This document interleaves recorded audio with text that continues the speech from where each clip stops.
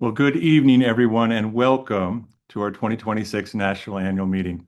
We're so glad that you could join us tonight. It's always great to start the year together, and we have a full program ahead. I'm going to be joined by a number of CF Foundation leaders who will share insights about our progress and our goals as we look to the future. And what we'll really take time tonight to do, along with the update and vision for what's ahead, is answer your questions. We really don't want tonight to be a series of lectures. We want to make sure there's plenty of time for interaction with you. And so if you have a question, go ahead right now. You can start to put those in the Q&A function, which is what we'll be using. And then if you have comments, go to the chat, and those will be moderated by one of our team members there, Jess Burns. So, as we start this evening, I want to start by just saying thank you. Thank to each of you. We're grateful for each one of you, our incredible CF community partners, and you make progress possible and help drive us forward. So thank you. And we know that whether you're a person with CF, a parent, a grandparent, or a friend of someone with CF, we know you're probably waiting on what's the next medical breakthrough. So tonight we'll discuss some of those promising advances underway. We'll give you an overview of our 5-year strategic plan, which we've just released, and which is going to help drive that progress forward. But before we get started, let's take a quick look at life with CF today.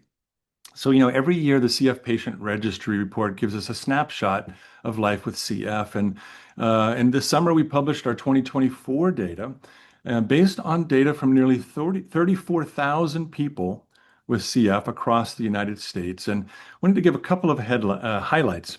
So in 2024, individuals with CF had more than 100,000 in-person clinic visits, more than 11,000 telehealth visits, a number we expect to grow over time.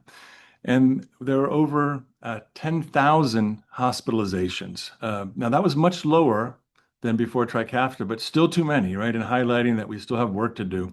More than 2,300 individuals in the registry are not eligible for modulators, which is why we're working so hard to develop new treatments for all people with CF, no matter what mutations they have.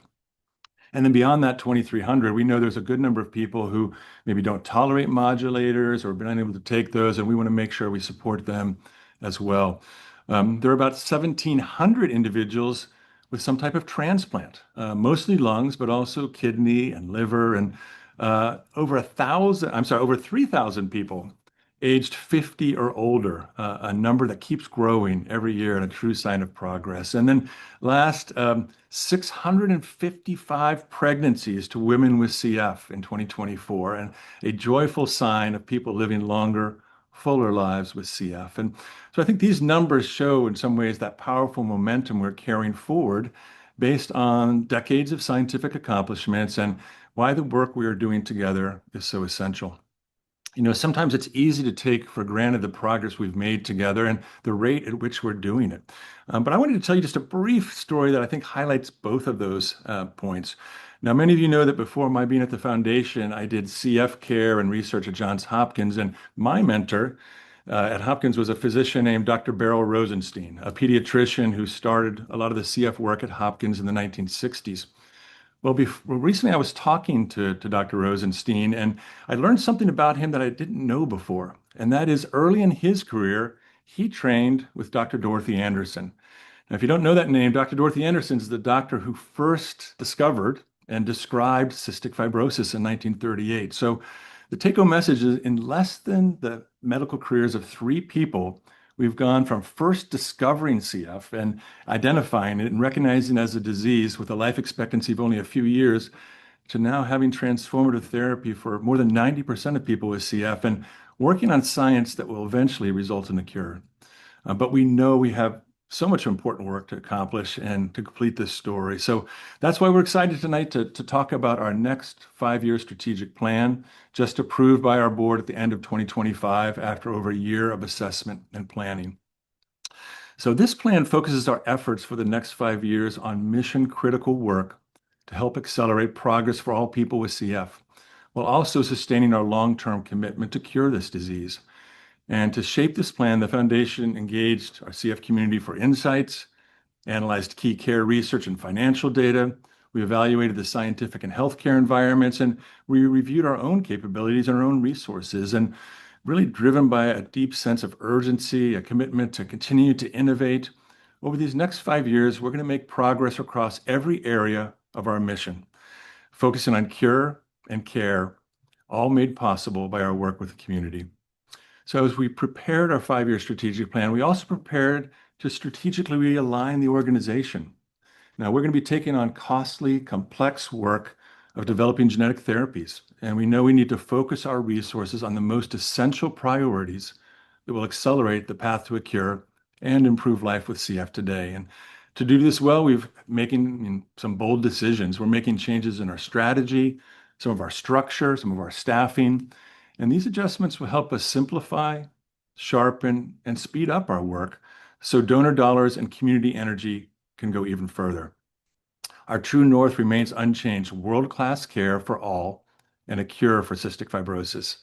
Now, you can find the full 5-year plan on cff.org, but I thought tonight we could go through some of the key highlights and start off with the pursuit of cure. So over the next 5 years, one of our most important goals is to develop transformative genetic therapy approaches for the lungs. Therapies that are designed to benefit the lungs of every person with cystic fibrosis, no matter what mutations they have. Now, part of this is to ensure there are clear, efficient paths for clinical trials so we can test these therapies and bring them to people faster. And at the same time, we're going to be working to discover what a complete genetic cure for CF would look like. We're building on that latest science to create a blueprint for treatments that correct the underlying cause of CF, both for the lungs and for the entire body. And then we're also focused on reducing the day-to-day burden of CF. That includes accelerating research for complications like GI challenges, infections, CF-related diabetes, mental health challenges, and other manifestations that impact quality of life. And then finally, we're investing in the future for science. We're putting the right infrastructure into place, those research networks, those research tools, the research workforce, so that the CF research community is ready for the next era of scientific discovery.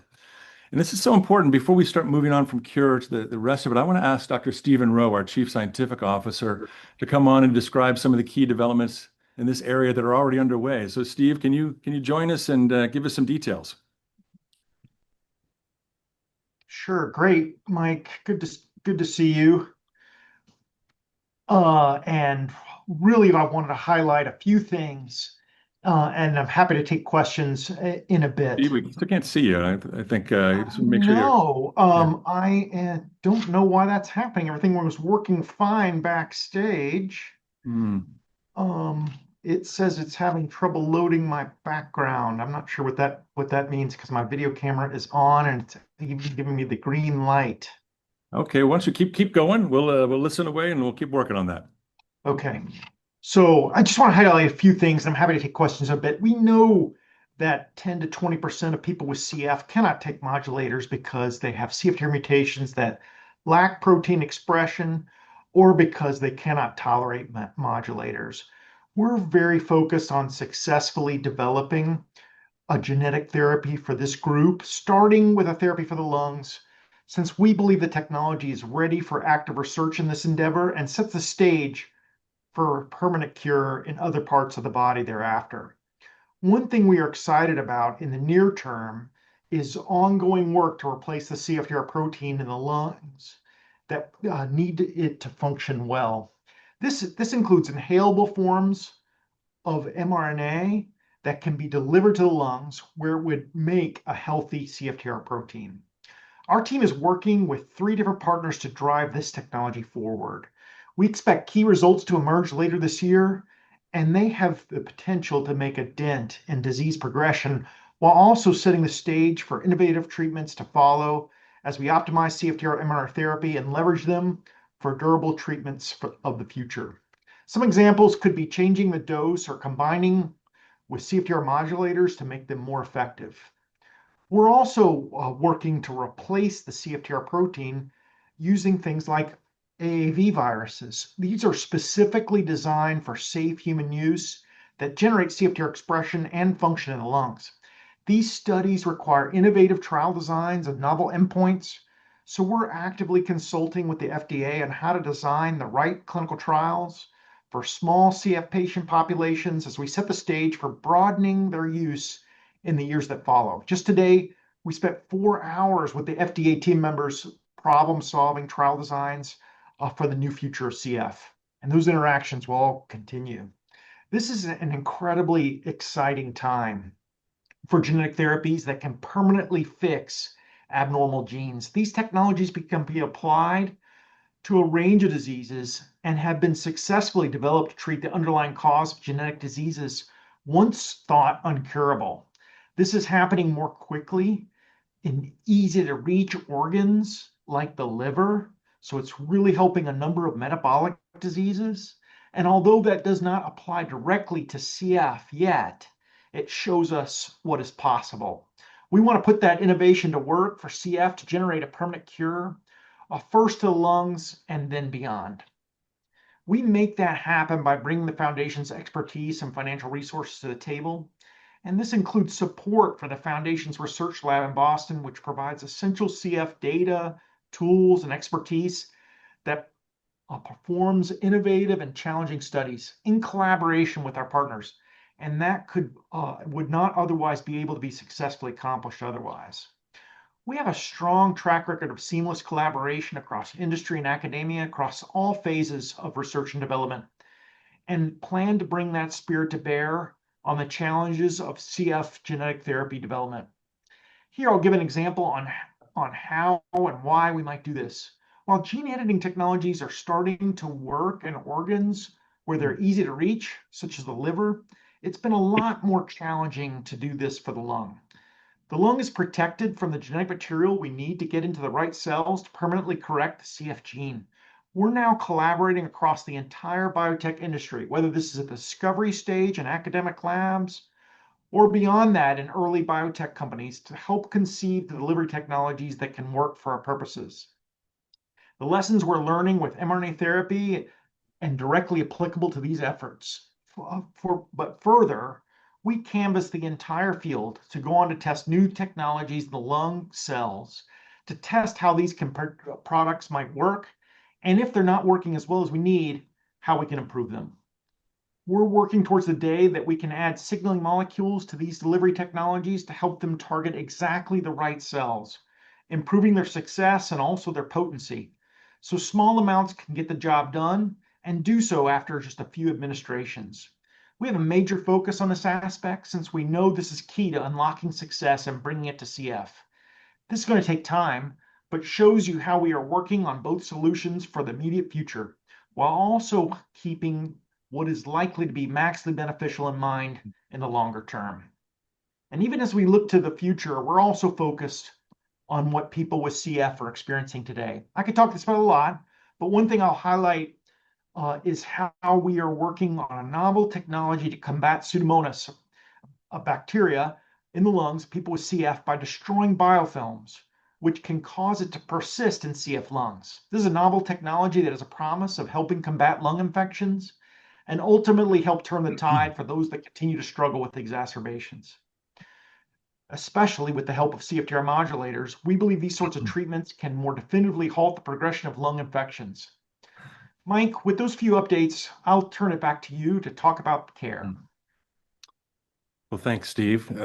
I saw some questions coming in about the companies, and we'll get to absolutely get those during the Q&A.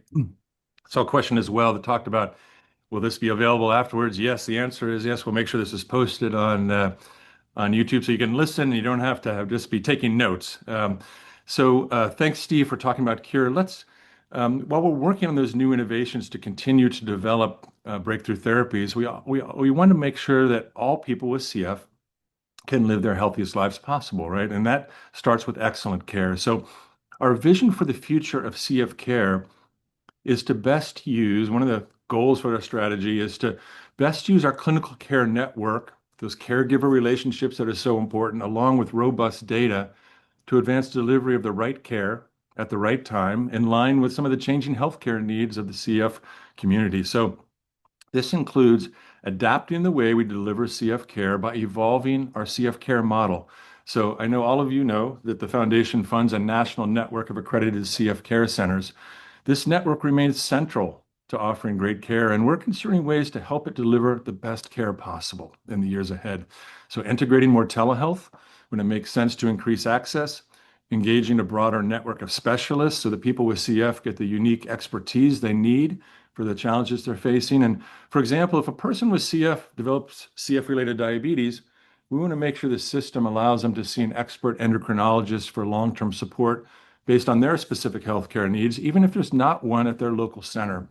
So in the years ahead, part of our strategy is to be piloting approaches that would allow this for diabetes, other specialty areas such as mental health and GI to make sure that people can get that personalized care, because we know that best care is personalized care.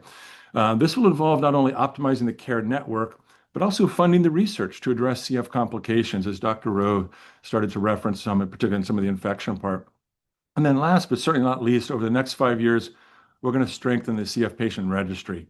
Now, we're all familiar with the registry, but why is it important to make it better? Well, the data in the registry both help us help teach us about the best overall approaches to treatment, but they also support CF caregivers to give the best care for each individual. So it's both the overall and the individual level. And so we've talked about these priority areas for cure and care in the strategy. And now I'm going to turn it over to Irena Barisic, our Chief Operating and Financial Officer, and a real key lead for us in overall strategy to talk about community, that third area of focus in our strategic plan. So, Irena? Hi, everybody. Thank you, Mike. It's so wonderful to be here with you all tonight. We are so grateful to each of you for all that you do and for inspiring us every day. So as you know, the CF Foundation was built by families who wanted to do everything they could to help their loved ones and who, as a result, have created something really remarkable.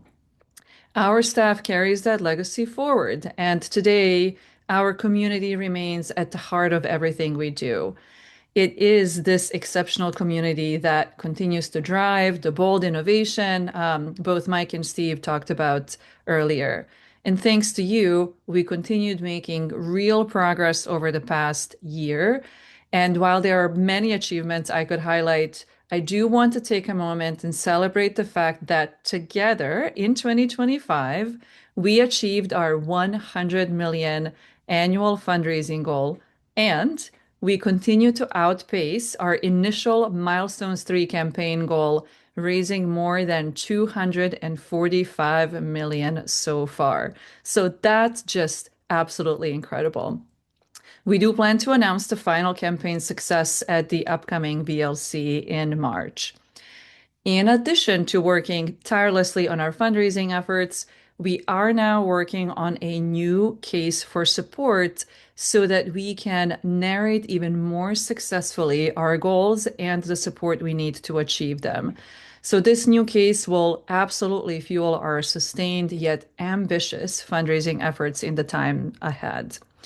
So as we look to the next 5 years, it is our community that will help us reach new and promising milestones. And that's why our vision for community is central to our strategy.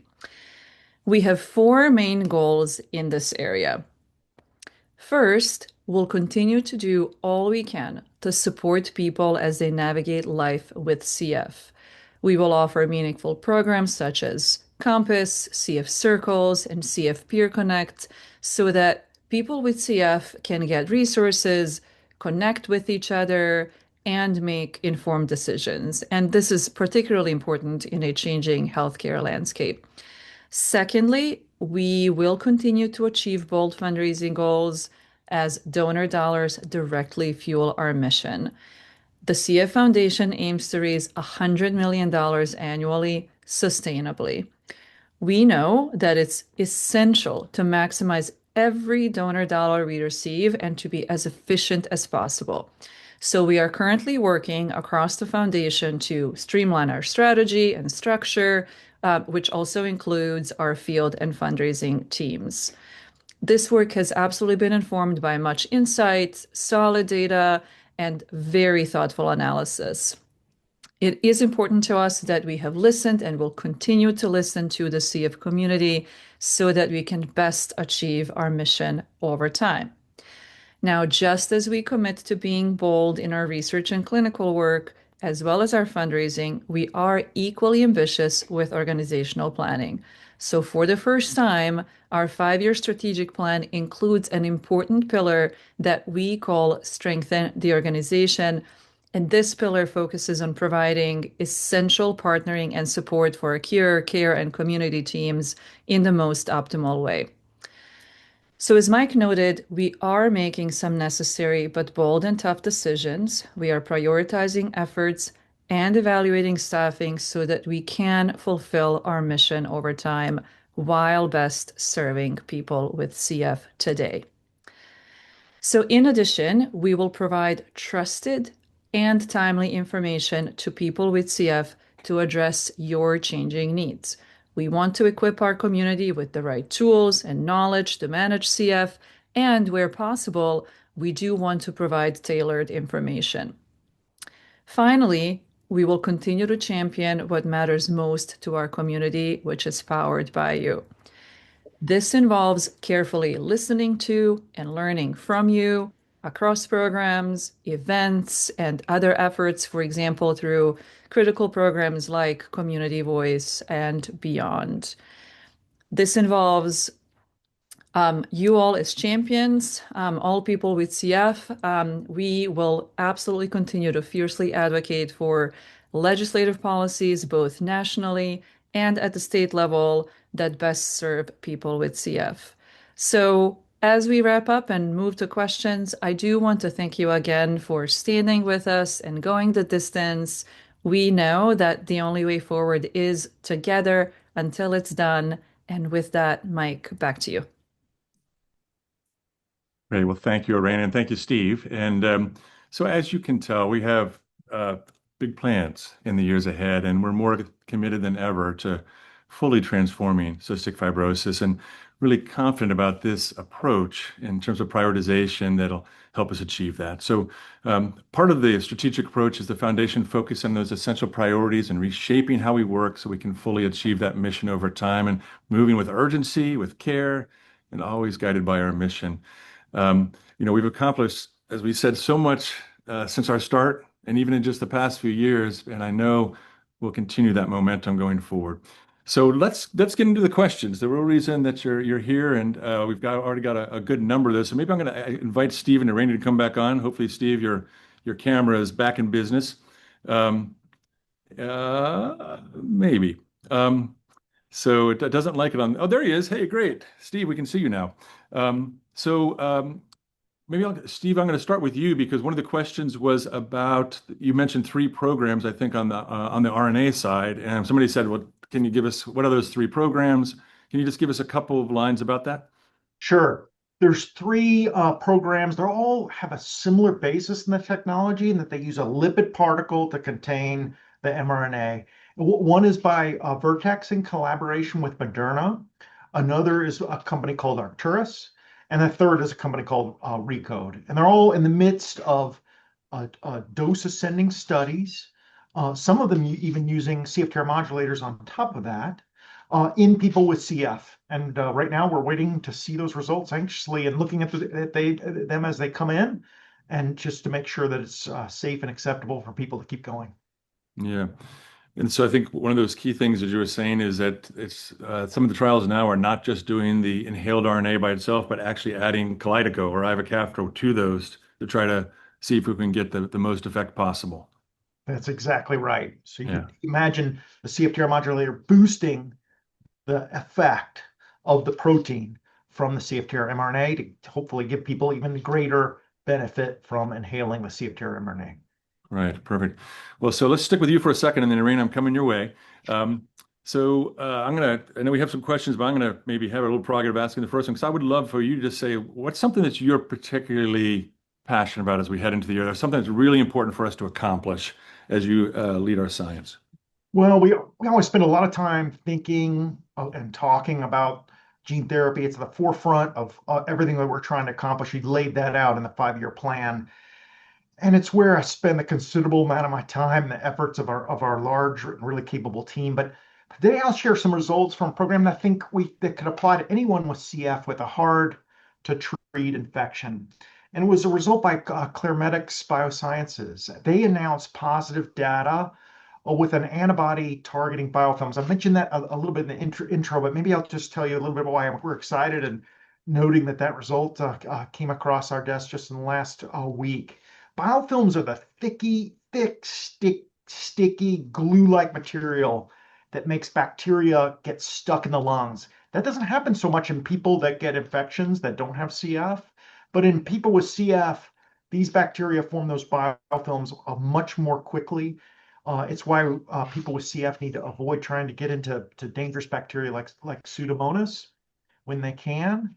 What the research team found in this early phase study is using this antibody that targets how the biofilm is made and sticks together, that there was a large reduction in Pseudomonas in those patients in 28 days. There was an impressive reduction in inflammation, presumably because that Pseudomonas was getting blocked and those biofilms were getting reduced.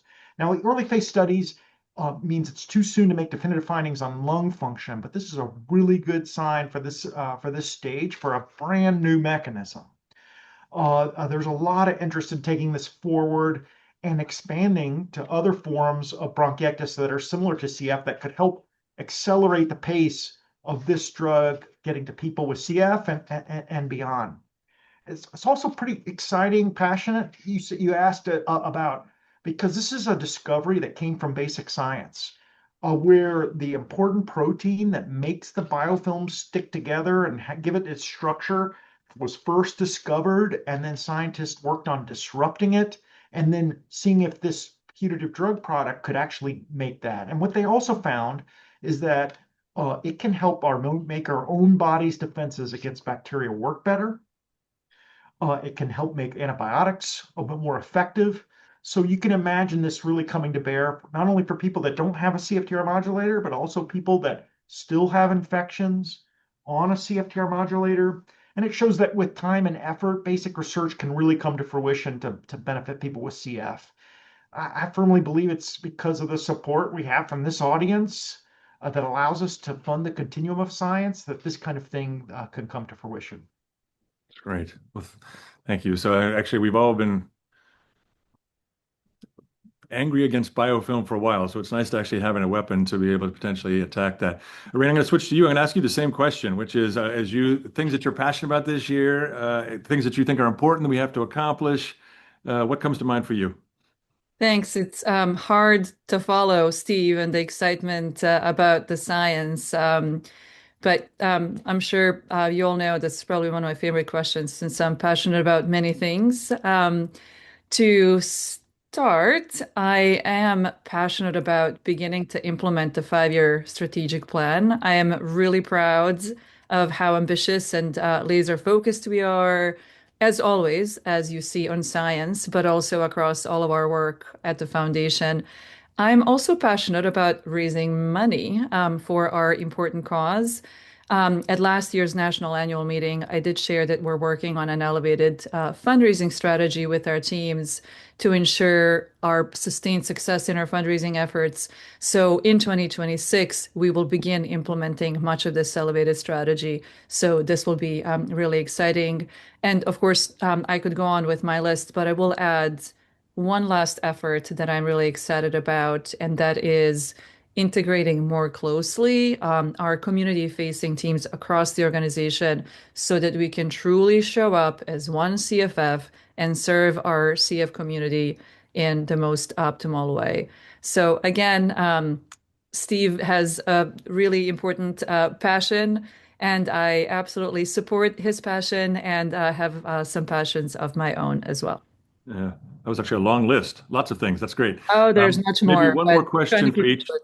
Yeah, one more question for each of you. So actually, Steve, one of the things I saw something popped up that asked about whether or not Claremedics was more focused on adults or peds. But I think most of those early studies really do tend to focus on adults, right? And then we would move on if there continued to be success to expand that to kids just as a safety. That's exactly right, Mike. It was too early to start with kids. Yeah. Let me ask you one other thing, just because obviously we're always thinking about new genetic therapies, making sure everybody can get this. But at the same time, so many people are on modulators, and there's a lot of things that are exciting going on there. Can you talk a little bit about what's the latest on modulators, right? Are we done with the lift track? Are we done with the Trikafta? Where are we going? Yeah, sure. Well, there's still a lot going on with CFTR modulators. It's one of the most remarkable stories, and we're doing so much at the CF Foundation to try and help people with CF. We don't always give it all the time that we that it deserves. We're now 6 years into the approval of Trikafta. That was really marking the start of highly effective CFTR modulator therapy for the majority of people with CF. But we know there's a lot more work to do. Really pleased to see Electric approved and starting to be used. What's coming next, though? First, we're working with Vertex to make existing modulators for the broadest possible population. So, as you know, as some of you know, we've added more and more mutations to the label with exciting science that happens in the laboratory, and that's still happening now. Vertex is doing this themselves to try and expand that to additional mutations of interest. We were really pleased to see like a common mutation like N1303 make it onto the label through this unexpectedly promising science that then happened. We're trying to rinse and repeat and do that for other mutations where it makes sense to do so. Another and the CFF lab is busy on that. In fact, they increased the number of mutations they tested to 300 mutations. Second is we're pushing to younger ages.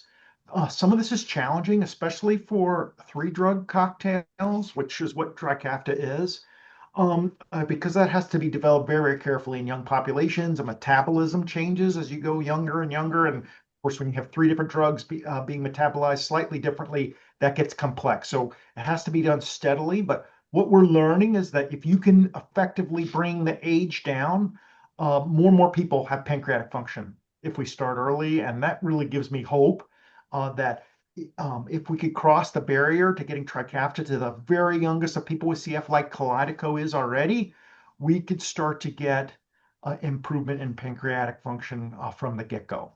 And then finally, we're working to make modulators better and with new combinations. And both Vertex and another company called Sionna have new modulators in development.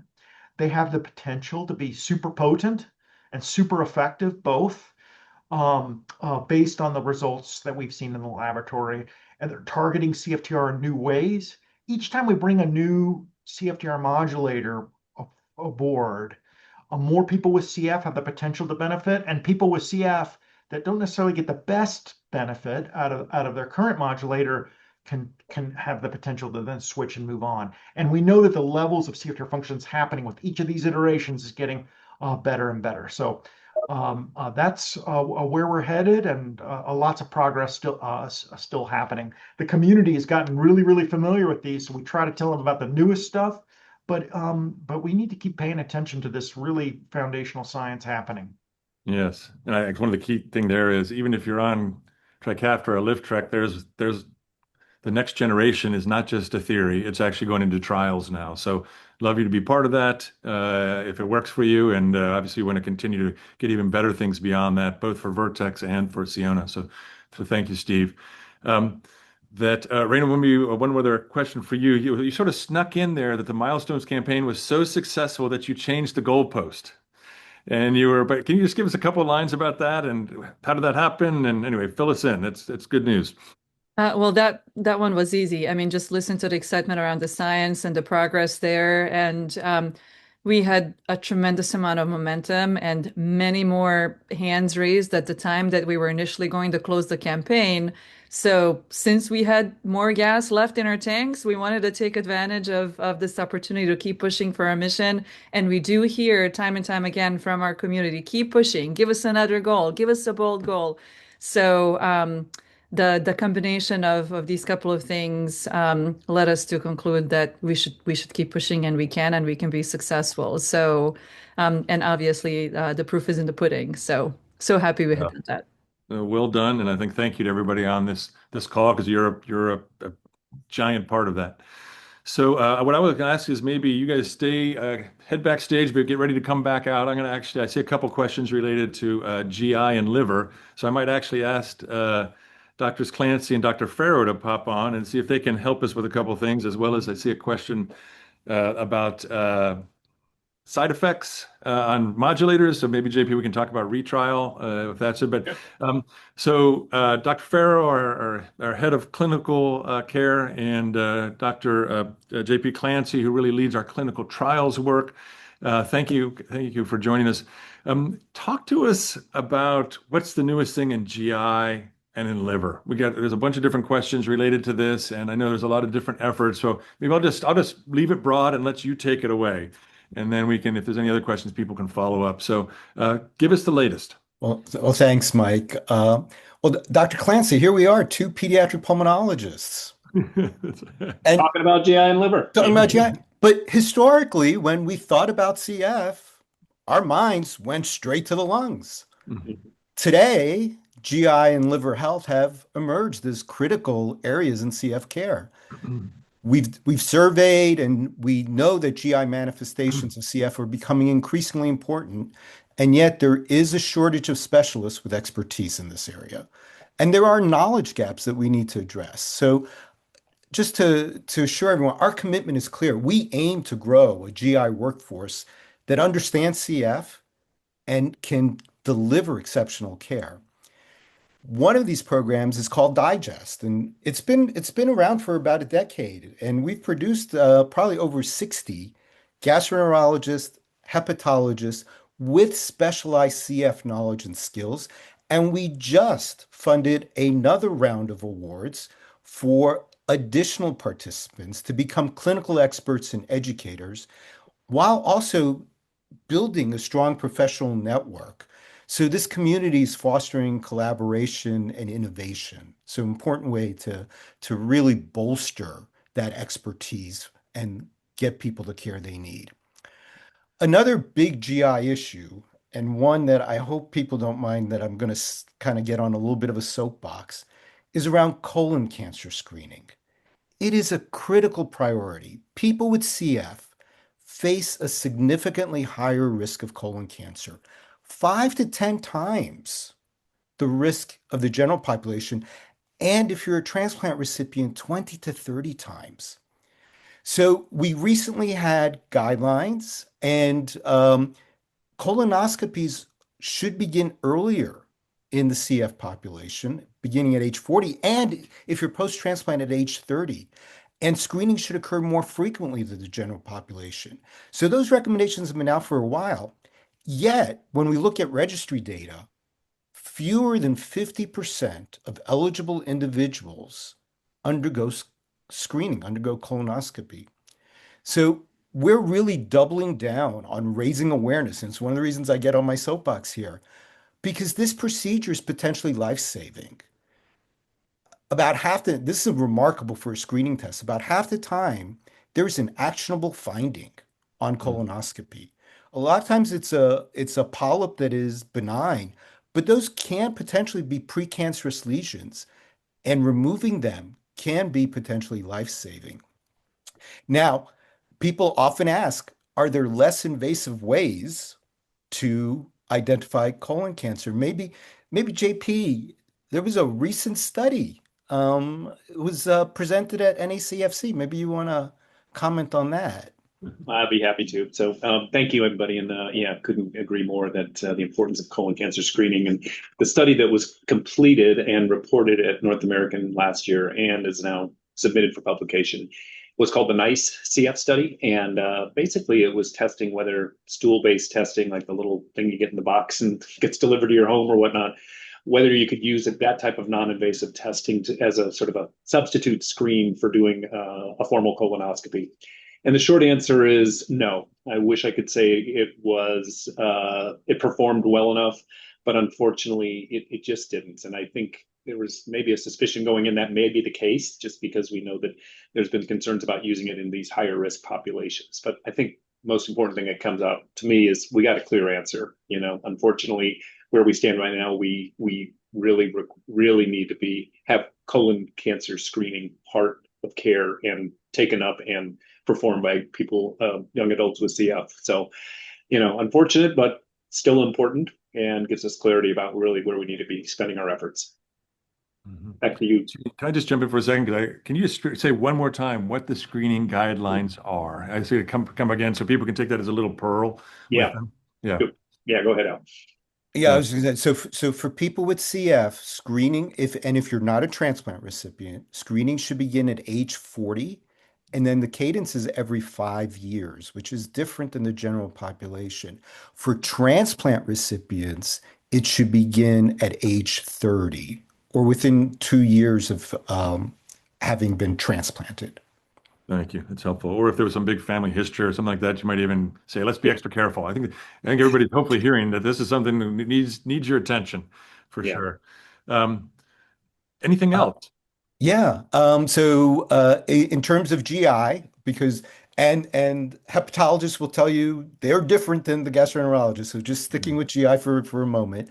Um, Internally, we really are focusing a lot of effort, and we've developed a GI task force that actually unites JP's team and clinical affairs to help identify gaps in clinical knowledge and strategize solutions through research and real world evidence.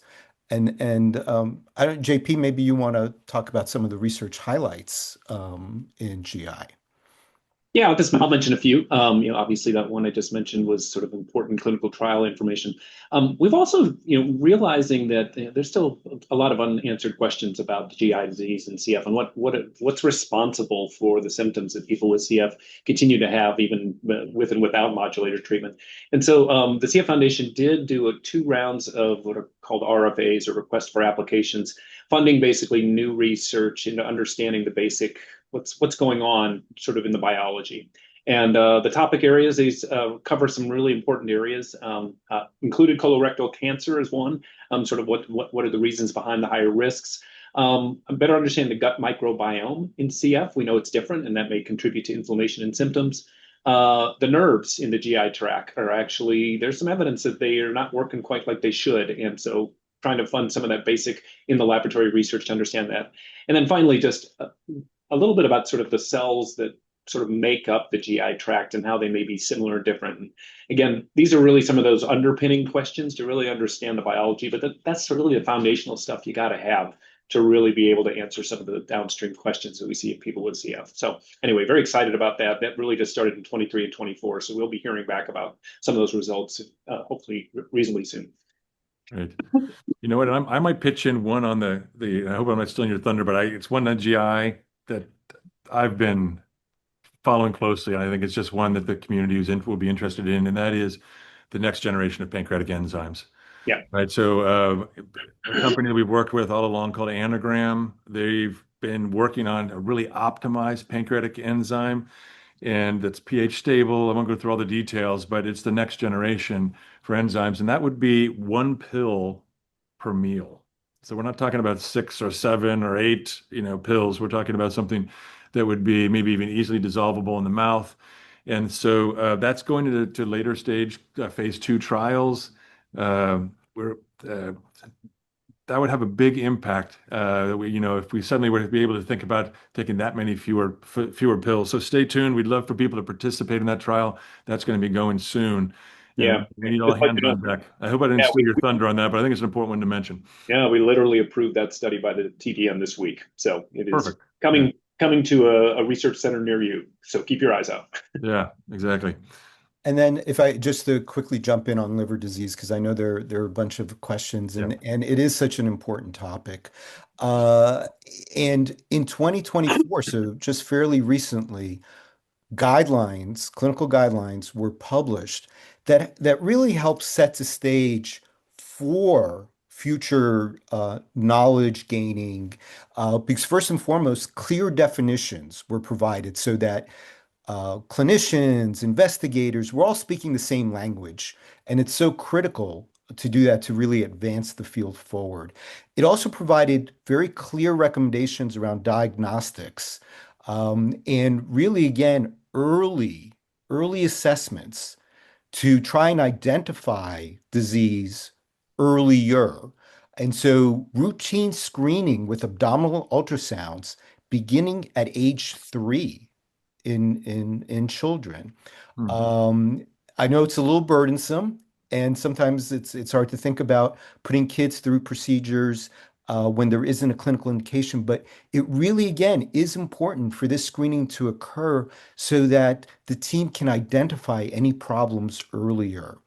Um, Now, part of this is also, and the challenge with any guideline is then disseminating and implementing. And we're working hard. We're using the quality improvement tools that our care centers have learned, and networks like the CF Learning Network are playing vital roles in sharing best practices in how to implement these guideline recommendations. And then the last thing I'll say on the clinical side around liver disease, and this is sort of hot off the presses, just the last week or so, in this registry tool called CF Smart Reports that is available to our care teams, they are now able to flag, by tracking liver function tests, flag people who have either concerning values or have been trending with concerning values. Again, with the hope of allowing them to recognize problems earlier. So that's really new. All right, I'm going to jump in. I'm going to give you guys each 1 minute because we have a bunch of questions as well. I want Mary Dwight to come and talk about some of her stuff, but 1 minute for each of these. JP, there was a question in there about side effects, studying side effects from Trikafta, whether or not people can take a lift track. What's going on with that? And I know you've helped get a trial going on that. Can you give us a minute on that? Yep, I can give you a minute or less. Retrial.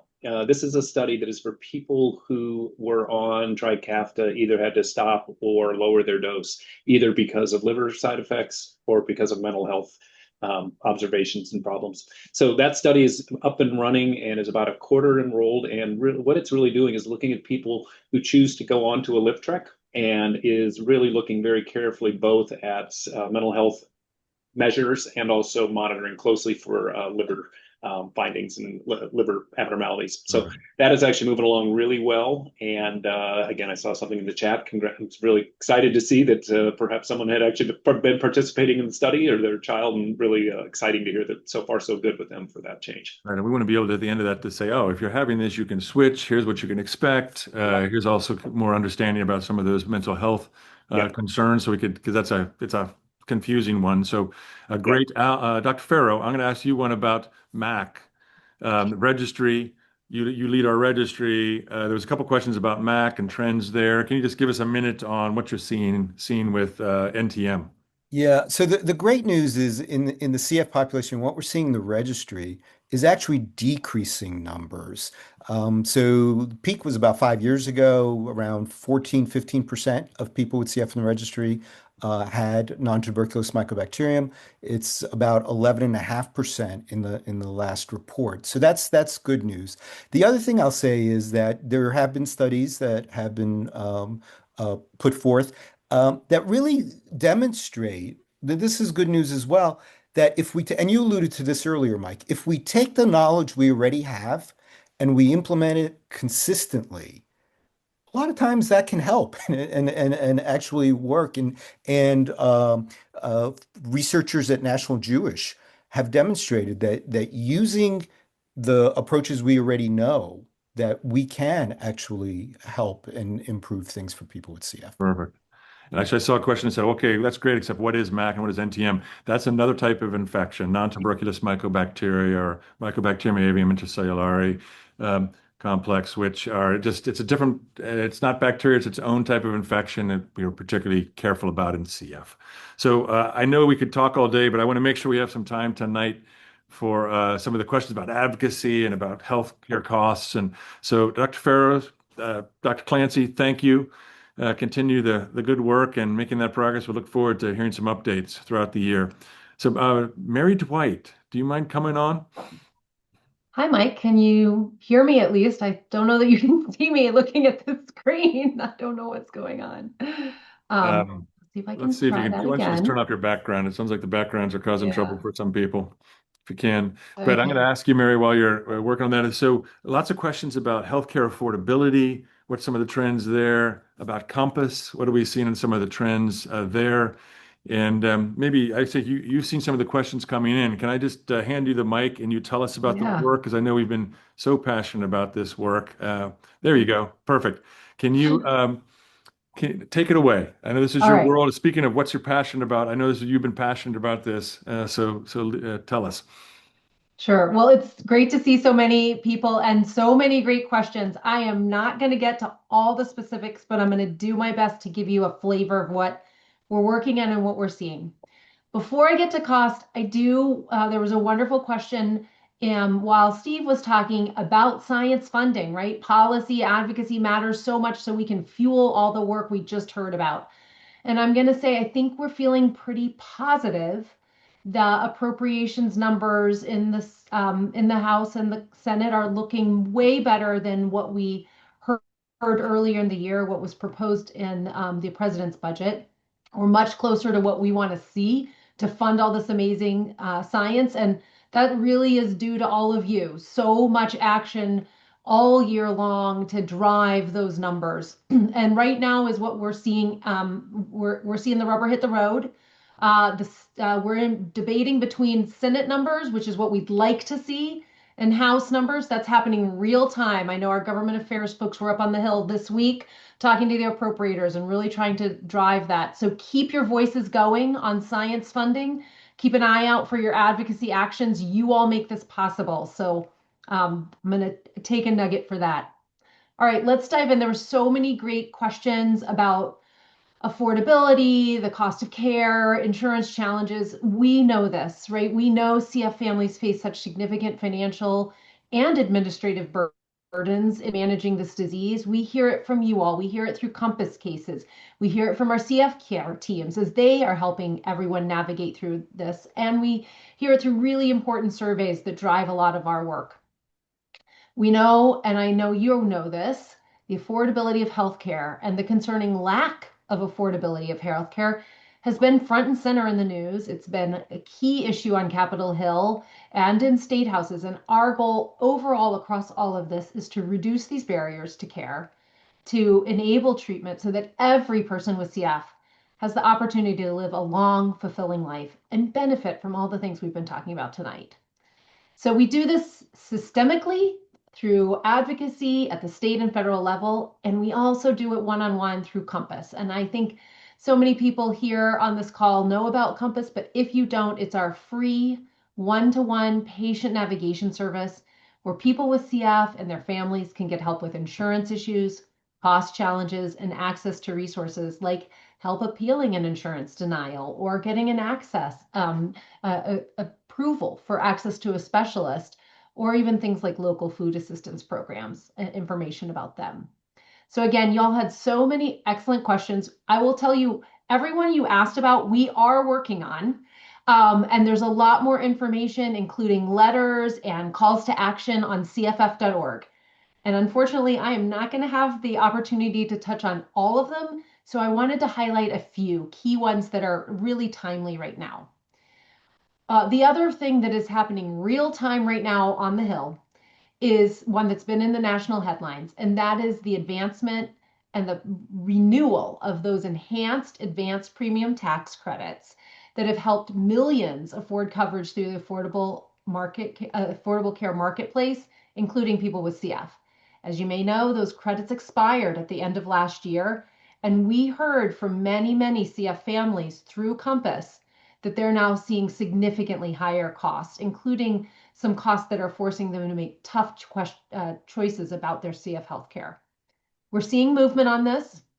Last week, the House of Representatives passed a bipartisan bill to extend these credits for 3 years. That's the number we've been advocating for. It's an important step towards restoring this affordable option. And now the pressure's on the Senate. So please help us keep the pressure on. If you text coverage, that all one word, coverage, to 96387, you can urge your senators now to restore access to these really important credits. It's a piece of the puzzle and it's an important one. I also saw some questions about the impacts of the cuts that came through and were passed this summer. These are underway. already. Some of them have gone into effect, and they will come rolling in effect over the next several years. We're working really closely with CF care centers to understand how these cuts impact people with CF, but also the hospitals where our care centers sit. And I would say here our advocacy has really shifted already into the state legislatures, which are because that is where the next actions will take. And this is, again, another place where it's so important, and we're so grateful for your voice to be consistently engaged in advocacy by signing up on cff.org to be an advocate, because we're going to see lots of action in the states, and we need your voice to be instrumental. We'll have opportunities to mitigate the burden of these changes in the states and to really elevate the needs of people with CF as states make changes to their Medicaid. So again, an opportunity to join us. I know we don't have much more time, but I want to give you a couple little specific examples. And this, one of the things I love to talk about is the really essential tie between what we hear from you coming into Compass and our advocacy action. So let's end with a good story. One thing we've been talking about for several years in national annual meetings is the issue of some of these, I call them shenanigans, that insurance companies and middlemen are placing that place additional burdens and also cost on people with CF. You've heard us talking about accumulators, maximizers, some of these tools that insurers are using to make it harder and more expensive to get your specialty drugs. And for years, you alongside of us have been advocating for bans on these type of shenanigans, these accumulators and maximizers. And we've seen good success in the states. So let me give you a granular example of how this comes into play. Just in open enrollment in Compass, a caller came to us from Nevada. This is a place where we'd already worked really closely with CF advocates to pass a ban on accumulators in Nevada. But during open enrollment, this caller identified an affordable care marketplace plan in Nevada that still had one of these bad programs. This was prohibited in the state regulated law that we helped pass. So Compass looped in our policy team, and we immediately shared the plan documents with the Nevada Department of Insurance, literally that day. And within 2 hours of our initial outreach to the state insurance department, we were looped in on an email chain to the insurer from the Department of Insurance. The insurer filed an official policy update to correct the issue and remove the accumulator. So it's a great end story to say your voice matters. And all of this ties together. So let's keep at it. We've got a lot to do. I promise you, every one of those things we worked on is on our docket. So hope you stay with us, because we got a lot of work ahead. Well, thank you, Mary. I know from Mary and I meet every week and talk this through, and that passion is never faltering. So thank you. And again, we want to be here. We need your help. We need your support. We also want to support you. Compass, again, is a place where if you're really struggling in some of these areas, reach out and we want to support. So Mary, thank you. I know we're at the top of the hour, but we promise we're going to try to do questions. So I'm going to violate the rules, and I'm going to do an absolute rocket round of just hitting a couple of questions that'll maybe 30 seconds each. So Lisa Hamburger, hello, Elisa. You asked if there's enough patients to be able to do these genetic trials because it's small numbers and most people are on modulators. The answer is this is something we're really paying attention to. We actually met today with the FDA, the leaders of the FDA, or at least important people at the FDA, to talk about this exact issue. I would say we would love, if you're not on modulators, to become part of our REACH study. A REACH study is a study for people who are not part of a trial yet, but we really want to understand, if you're not on a modulator, how you're doing. We'll use that data to be able to compare to trials and make those trials more efficient, so we can optimize and use the patients that we have to be able to figure out the things that we need to be able to continue to advance those therapies. So we're going to figure that out, Lisa, and we're grateful for the help. Somebody asked about cardiology. Are we going to develop CF cardiologists? I guess the one good news is that right now the frequency of having heart disease in CF is really small. It's not zero. We're getting patients who are older. I don't see us right now developing CF cardiologists because they're probably not going to be particularly busy. But we do know that we need CF gastroenterologists and CF endocrinologists. And the way that we're going to develop those, which somebody else asked, is we actually already have programs where we help to train them, and we actually help support their salaries so they'll focus on CF for a while. And once they get involved with CF, they tend to love it. So that's a big part of our strategy, is bringing people in. Somebody asked about the transplant work and whether or not we're doing any work there. And the answer is we absolutely continue to do work there. That is something that, particularly with chronic rejection, that we are constantly we actually have a whole team that's focused on that, and a big part of our research going forward will be continue to try to understand chronic rejection. We understand this is still a big deal. I think it's premature to say that we have therapies, but we're going to be continuing to work on that. There was a question about the trial, a DNA trial with HSV, and the answer is that that's something we're excited about seeing. We've been pleased by those results. We're going to continue to monitor those, but it gives us one more option on the gene therapy component. And the last was, what's our relationship with the NIH and FDA? We are really trying to support the NIH and encourage continued funding. And then you heard today that with the FDA, we've spent the day with them, and we want to continue to make sure they realize the challenges that we have in CF so we can move those therapies forward. So that was fast and furious, trying to be able to hit most of those questions. I just want to say thank you. Thank you for being here with us. Thank you for the partnership. I think you can feel the passion that's as we head into this year, the focus that we have, and I'm confident that we'll continue that progress together. So with that, we'll say thank you. Look forward to seeing you in some other venues, but happy 2026, and look forward to our continued work together to make a difference in the lives of each and every person with cystic fibrosis.